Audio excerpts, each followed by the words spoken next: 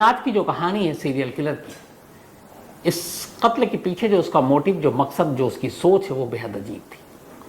ये कहानी है एक ऐसी लड़की की जिसका बचपन ठीक ठाक था, लेकिन उसे लगता था कि ठीक ठाक नहीं है। कहानी है क्रांजा की। क्रांजा एक लड़की जिसका जन्म हुआ मैक्सिको में। उसके फादर एक राइटर थे, लेखक थे, लेकिन बेहद सख्त थे अपने बच्चों को लेकर। उनका ये मानना था कि बच्चे पढ़ाई लिखाई पर ध्यान दें, फालतू दोस्तों के साथ वक्त न बिताएं, और इसीलिए वो थोड़े स्ट्रिक्ट भी थे और बच्चों को ये बुरा लगता था। उसमें क्रांजा भी थी। कुछ वक्त के बाद क्रांजा के पिता मैक्सिको से शिफ्ट होकर स्पेन पहुंच जाते हैं। वहाँ स्पेन में उन्हें अच्छी जॉब मिल जाती है और वो वहीं काम कर रहे होते हैं। अब क्रांजा की भी पढ़ाई लिखाई वहीं होती है और बेहद ज़हीन पढ़ने लिखने में क्रांजा। थ्रू आउट उसने अपने स्कूल में टॉप किया। स्कूलिंग करने के बाद अब उसका कॉलेज में दाखिला हो गया, लेकिन ये था कि बड़ी होने के साथ साथ अब भी उसके पिता का बर्ताव अपने बच्चों को लेकर वैसे ही सख्त था कि दोस्तों से कम मिलना है, वक्त कम बर्बाद करना है, पढ़ाई लिखाई पर ध्यान दो, अच्छे इंसान बनो, कामयाब बनो, जो हर माँ बाप का होता है। और ये बात क्रांजा को बड़ी तकलीफ देती थी। उसे लगता था कि उसके पिता कुछ ज़्यादा ही उन लोगों के साथ सख्त है। तो ये हमेशा ये चीज़ जो है उसके जहन में रहती थी। अब वो इसके बाद कॉलेज में पहुंच गई। इत्तेफाक से कॉलेज जाने के बाद एक लड़के से उसे प्यार हो जाता है। अब जब उसे प्यार हुआ तो क्रांजा के अंदर एक शुरू से ही बच्चों को लेकर एक दूसरी भावना थी। उसे लगता था कि वो भी एक दिन माँ बने और उसके बहुत सारे बच्चे हों। अब कॉलेज में अब वो बड़ी हो गई, बालक भी हो गई और एक उसका बॉयफ्रेंड बन गया। उसने कहा कि अब इससे पहले कि कुछ और हो, कोई रुकावटें आए, घर वालों को कुछ इसके बारे में, बॉयफ्रेंड के बारे में पता चला तो हमेशा की तरह पिता ने डांटा। तो उसे लगा कि उसका बॉयफ्रेंड उसकी ज़िंदगी से दूर न चला जाए, इसलिए उसने आनंद फानन में बिना घर वालों को बताए उससे सगाई कर ली, इंगेजमेंट। सगाई के बाद अब दोनों कॉलेज में पढ़ाई भी कर रहे थे, घर वालों को पता नहीं था, लेकिन थोड़ा सा वक्त बीता और इन दोनों का ब्रेकअप हो गया। क्रांजा का बॉयफ्रेंड उसे छोड़कर चला गया। ये बात क्रांजा के दिल में एक तरह से घर कर गई। उसे बहुत बुरा लगा कि उसके बॉयफ्रेंड ने उसे डिच किया, धोखा दिया। उसे इतनी नफरत हो गई अपने बॉयफ्रेंड से कि उसने कहा कि इसको मार डालूंगी। धीरे धीरे वक्त बीता। अब उसने सोचा कि कैसे मारूं, कैसे बदला लूं। फिर एक रोज़ उसने कहा कि इसकी कार का ब्रेक फेल कर देते हैं, और उसने अपनी उसी बॉयफ्रेंड का, एक्स बॉयफ्रेंड की कार का ब्रेक फेल कर दिया। अब यह था कि कार वो चलाएगा और उसके बाद एक्सीडेंट होगा, उसकी मौत हो जाएगी।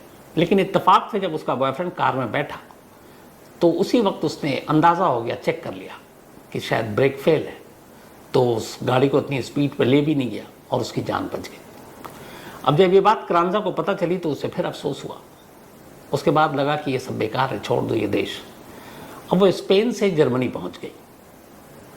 जर्मनी अपना बिना माँ बाप को बताए हुए वहाँ जाने के बाद उसने छोटे मोटे काम किए।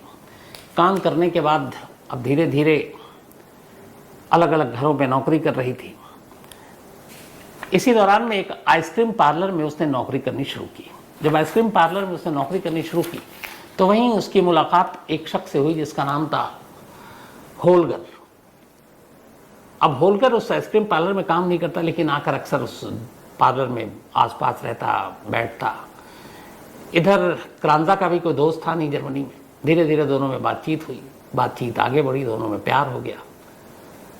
प्यार होने के बाद अब क्रांजा ने कहा कि ये शख्स ठीक है, इससे शादी कर लेते हैं। हालांकि उससे उम्र में करीब 14-15 साल बड़ा था, लेकिन क्रांजा ने होलगर से शादी कर ली। शादी करने के बाद दोनों कुछ वक्त तक सब कुछ ठीक चला, लेकिन फिर झगड़ा होने लगा। तो इन लोगों ने कहा कि कुछ माहौल बदलते हैं, शायद झगड़ा ना हो। तो अब दोनों ने जर्मनी छोड़कर फैसला किया कि ऑस्ट्रिया में जाते हैं, वहीं कोई नौकरी करेंगे दोनों और वहीं अपना घर बसाएंगे। तो अब पति पत्नी यानी कि क्रांजा और होलगर ये दोनों जर्मनी छोड़ते हैं और ऑस्ट्रिया पहुंच जाते हैं। ऑस्ट्रिया के वियना में जाते हैं, थोड़े दिन इधर उधर नौकरी ढूंढते हैं। फिर ये लोग कहते हैं कि चलो जो अपनी सेविंग है उससे हम लोग, चूँकि आइसक्रीम पार्लर में ये काम कर चुके थे पहले दोनों ही, तो क्रांजा आइडिया देती है कि हम लोग वियना में एक आइसक्रीम पार्लर खोल लेते हैं। पैसे थे, दोनों ने वियना में एक छोटा सा आइसक्रीम पार्लर खोल लिया। अब आइसक्रीम पार्लर खोल लिया, ज़िंदगी अब सब कुछ ठीक ठाक चल रही थी, दुकान चल गई। लेकिन इधर क्रांजा के मन में अभी भी था कि वो माँ नहीं बन पा रही है, शादी को काफ़ी वक्त हो गया था। अब पार्लर खोलने के बाद माँ इधर बन नहीं रही है, घर में फिर से झगड़ा शुरू हो गया। इस झगड़े के दौरान में अब पति पत्नी में दूरी आ रही है। अब इसी दूरी के बीच में अचानक क्रांजा की ज़िंदगी में एक और लड़का आ जाता है। उसका नाम था मैनफ्रेड हिंटरबर्ग। अब हिंटरबर्ग जब उसकी ज़िंदगी में आता है, दोनों एक दूसरे से प्यार कर लेते हैं, फिर दोनों एक दूसरे के साथ संबंध बना लेते हैं। कुछ वक्त के बाद क्रांजा के पति को, यानी कि होलगर को, ये बात पता चल जाती है। जब ये बात पता चल जाती है तो दोनों पति पत्नी में झगड़ा होता है। फिर डिसाइड होता है कि हम दोनों अलग हो जाएंगे, डिवोर्स लेंगे। दोनों पति पत्नी तलाक ले लेते हैं। लेकिन तलाक लेने के बावजूद दोनों रहते एक घर में। उसकी वजह ये थी कि आइसक्रीम पार्लर दोनों के नाम पर था, दोनों ने बराबर पैसे लगाए थे। तो पति पत्नी में तलाक हो गया, पर एक ही घर में रह रहे और झगड़ा इनमें फिर भी चल रहा है। तलाक के बाद अब होलगर और क्रांजा के बीच में इस बात पे झगड़ा था कि पार्लर ठीक से नहीं चल रहा, उसके जिम्मेदार तुम हो। वो कहती थी तुम हो। अब इधर डिवोर्स से पहले ही उसकी ज़िंदगी में एक दूसरा लड़का आ गया था, यानी क्रांजा की ज़िंदगी का यह तीसरा शख्स था। अब वो उससे मिलती जुलती, उसके साथ वक्त बिताती। चल रहा था कि इसी दौरान में 2008 में एक रोज़ उसके एक्स हस्बैंड होलगर के साथ घर में लड़ाई होती है, इसी आइसक्रीम पार्लर को लेकर। अच्छा, इससे पहले होलगर को एक शौक था शूटिंग का। वो खाली वक्त में जाता और शूटिंग रेंज में वो गोलियां चलाना, शूटिंग रेंज में जो सीखते हैं, तो कई बार उसके साथ क्रांजा भी जाती और वो भी सीखती। तो ये अक्सर शौक था। इनके पास घर में पिस्टल भी थी, लाइसेंसी। 2008 में आइसक्रीम पार्लर को लेकर अब दोनों में झगड़ा हो रहा है। इधर क्रांजा की ज़िंदगी में एक नया नौजवान हिंटरबर्ग आया हुआ है। उस झगड़े के दौरान अचानक गुस्से में क्रांजा जो है दूसरे कमरे में जाती है, पिस्टल उठाती है और सीधे आती है और अपने एक हस्बैंड होलगर के सर में एक के बाद एक 3 गोली मारती है। होलगर की मौके पर ही मौत हो जाती है। अब मौत के बाद पहली बार क्रांजा घबराती, उसे लगता उसने ये क्या किया। फिर बड़े तसल्ली से सोचती है कि अब आगे क्या करूं। इसके बाद उस लाश को वहीं कमरे में रखती है, कोई आता जाता तो था नहीं। फिर रात वहीं बिताती है। अगला दिन होता है, मार्केट जाती है। फिर वैसे ही जैसे आफ्ताब ने श्रद्धा के लिए किया था, कुछ पॉलीथीन खरीदती है, कुछ आरी खरीद कर लेकर आती है, बॉडी कटर और ये सारी चीज़ें। उसके बाद लाश के टुकड़े करती है।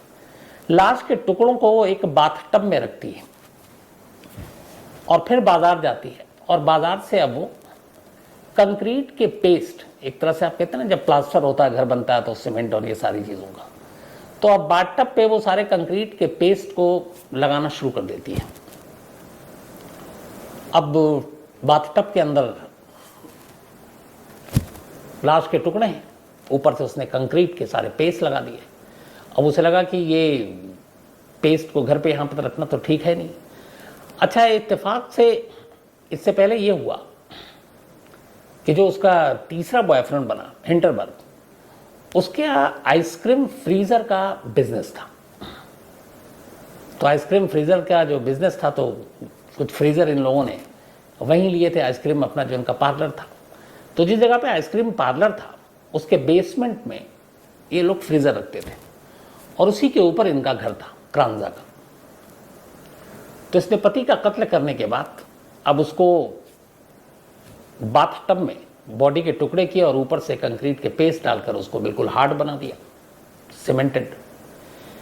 फिर अगले दिन 2 मजदूर को बुलाया और कहा कि इस बाथटब को उठाकर बेसमेंट में ले चलो। और बेसमेंट में ले जाने के बाद उसने एक बड़े से फ्रीजर में उस बाथटब को रखवा दिया। बड़े बड़े फ्रीजर थे और फ्रीजर को बंद कर दिया। इसके बाद वो अपनी ज़िंदगी में फिर से मगन हो गई, मस्त हो गई। और अब उसका जो तीसरा बॉयफ्रेंड था हिंटरबर्ग, उसके साथ रोक टोक करने वाला कोई था नहीं। तो वो उसके साथ अब अपना रहने लगी और आइसक्रीम पार्लर का धंधा भी ठीक ठाक चल रहा था। लेकिन अब हिंटरबर्ग से पति की मौत के बाद, एक हस्बैंड की मौत के बाद, जब वो ज़्यादा उसके साथ रहने लगी, करीब रहने लगी, तब अचानक क्रांजा को एक राज पता चला। उसे पता चला कि हिंटरबर्ग की ज़िंदगी में और भी कई लड़कियां हैं। ये बात उसे बहुत बुरी लगी, बड़ा गुस्सा आया। उसने कहा कि इसके चक्कर में, अच्छा, उसने अपने हिंटरबर्ग को रिझाने के लिए प्लास्टिक सर्जरी, अपने नोज़ और बाकी चीज़ों पे भी किए, काफ़ी पैसे खर्च किए ताकि वो सिर्फ उसी का होकर रहे। लेकिन जब उसे ये सच्चाई पता चली तो उसे बहुत गुस्सा आया। उसे लगा कि ये मुझे ठग रहा है। और इसी के बाद फिर 2008 में पहले मर्डर के 3 महीने के बाद एक रात जब हिंडरबर्ग सो रहा था, इसने फिर पिस्टल निकाली और उसके सर पे 3 गोली मारी। अब हिंडरबर्ग की भी मौत हो गई। मौत के बाद उसने पहला तरीका अपनाया, लाश के टुकड़े किए, बाथटब में रखा और फिर कंक्रीट के पेस्ट से उसको बिल्कुल साबुत बना दिया, पथरीला। और फिर मजदूर बुलाया, मजदूर को बुलाकर कहा कि नीचे बेसमेंट में रख दो और बेसमेंट में ले जाकर फ्रीज़र में डाल दिया। 3 महीने के अंदर 2 लाश, दोनों फ्रीज़र में, ऊपर आइसक्रीम पार्लर। अब वो जो बेसमेंट था, वो बेसमेंट ऐसा था कि उसमें और भी दुकानों के फ्रीज़र रखे हुए थे, तो जिसके जरिए लोग अपना अपना काम करते थे। और बेसमेंट ऐसा था कि कॉमन था, कोई भी उसमें आ जा सकता था। लेकिन जब दूसरी लाश रखी तब क्रांजा ने उस बेसमेंट में अपना ताला लगा दिया और उसको एक तरह से पर्सनल बना लिया। कुछ दिन हो चुके थे, 2 कत्ल के बाद अचानक क्रांजा की जिंदगी में एक चौथा नौजवान आता है। पहला कॉलेज का बॉयफ्रेंड था, दूसरा जिससे उसने शादी की, तीसरा जिसके साथ उसका अफेयर था, उसने उसको मार डाला। अब इन 2 कत्ल के बाद एक चौथा आता है जिसका नाम है रोनाल्ड। रोनाल्ड उसकी ज़िंदगी में आता है, दोनों बातचीत करते हैं। रोनाल्ड से भी उसे प्यार हो जाता है। रोनाल्ड और क्रांजा दोनों अब शादी कर लेते हैं। तो ये उसकी ज़िंदगी की दूसरी शादी थी, 2 अफेयर, दूसरी शादी। सब कुछ ठीक चल। शादी के बाद क्रांजा को दुनिया की सबसे बड़ी खुशी मिलती है। जो सपना था उसका माँ बनने का, वो पूरा हुआ, वो प्रेग्नेंट हो गई। और अब उसने तय किया कि वो अपनी पूरी ज़िंदगी बड़ी शांति से गुजारेगी। जो उसने पहले किया वो राज रहे, तो फिर ऐसा कुछ नहीं करेगी।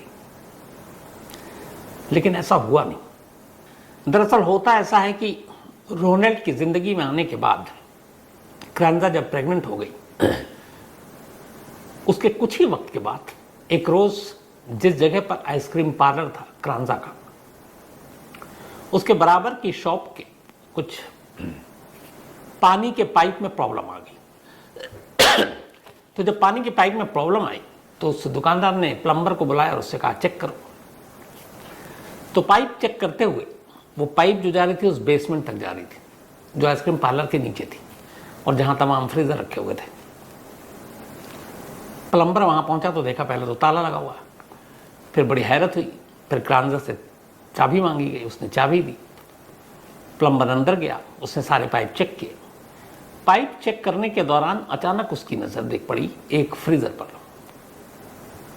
अब उसने कहा कि ये आइसक्रीम पार्लर है, काम भी कर ही रहा है, तो कई बार ऐसा होता है कि शायद इसमें भी कुछ आइसक्रीम पड़ा हो। उसने एक फ्रीज़र खोल डाला। जैसे ही खोला, उस जमी हुई चीज़ों के बीच एक इंसानी पैर उसको नज़र आया। जैसे ही वो पैर देखा, बदहवास भागता है, शोर मचाता है। जिस मालिक के लिए वो आया था वो लोग पहुंच जाते हैं। इसके बाद फ्रीज़र के अंदर एक इंसानी पैर को देखकर समझ जाते हैं मामला गड़बड़ है। फ़ौरन पुलिस को इन्फॉर्म किया जाता है। पुलिस आती है, फ्रीज़र को निकाला जाता है। 2 बाथटब निकलते हैं, उनमें तमाम जमे हुए इंसानी अलग अलग लाश के टुकड़े मिलते हैं और पता चलता है कि ये दोनों फ्रीज़र जो हैं ये क्रांजा के। क्रांजा को मौके पर ही गिरफ्तार कर लिया जाता है।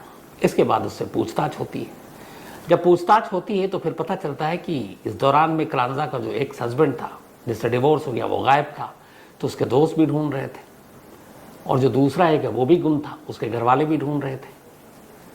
तो फिर कुछ चीज़ों से पता चल गया कि ये दोनों लाशें किसकी है और क्रांजा ने फिर एक्सेप्ट कर लिया कि हाँ, उसने ये दोनों कत्ल किए। इसके बाद मुकदमा चला। 2010 में क्रांजा को अदालत ने उम्र कैद की सज़ा सुनाई। हालांकि मौत की भी सज़ा थी, लेकिन कहा गया कि, और उसको ये कहा गया कि उसका मानसिक हालत ठीक नहीं है। इस दौरान में जब ये फैसला आया, उससे पहले जब ट्रायल शुरू हुआ, तो गिरफ्तारी के कुछ महीने के बाद ही क्रांजा ने जेल में एक बेटे को जन्म दिया। अदालत ने उसके बेटे को उसके पति रोनाल्ड के कब्जे में दे दिया, हवाले कर दिया, और क्रांजा ने भी इस पर कोई एतराज़ नहीं जताया, तो अपने बाप के पास पहुंच गया। इसके बाद उम्र कैद की सज़ा दी गई। 2012 तक वो उस जेल में रही जो महिलाओं के लिए होती है, लेकिन फिर उसके जेल के अंदर कुछ बर्ताव ऐसे थे कि वहाँ के जेल के प्रशासन जो है उनको डर लगने लगा। उन्हें लगा कि ये है तो महिला, लेकिन इस पर शायद मर्द भी काबू ना पाए, और ये जब वायलेंट होती है तो इसकी वजह से बाकी कैदियों को खतरा हो गया। इसके बाद एक कमेटी बैठी, फिर अदालत के पास मामला गया, और ऑस्ट्रिया की हिस्ट्री में पहली बार ऐसा हुआ कि 2012 में जेल के प्रशासन जो है उनको डर लगने लगा। उन्हें लगा कि ये है तो महिला, लेकिन इस पर शायद मर्द भी काबू ना पाए, और ये जब वायलेंट होती है तो इसकी वजह से बाकी कैदियों को खतरा हो गया। इसके बाद एक कमेटी बैठी, फिर अदालत के पास मामला गया, और ऑस्ट्रिया की हिस्ट्री में पहली बार ऐसा हुआ कि 2012 में क्रांजा को महिलाओं की जेल से निकालकर एक पुरुष की जेल में भेजा गया और पुरुष की जेल में रखा गया। क्यों? उनकी सोच थी कि बाकी वहाँ पे महिलाओं को खतरा है इसकी वजह से। तो 2012 में क्रांजा का नाम फिर से सुर्खियों में इसीलिए आया था कि ये वियना की हिस्ट्री में पहली बार था जब किसी महिला को किसी पुरुष जेल में भेजा गया। आखिरी खबर आने तक क्रांजा वियना की उसी जेल में उम्र कैद की अपनी सज़ा काट रही। तो ये थी कहानी।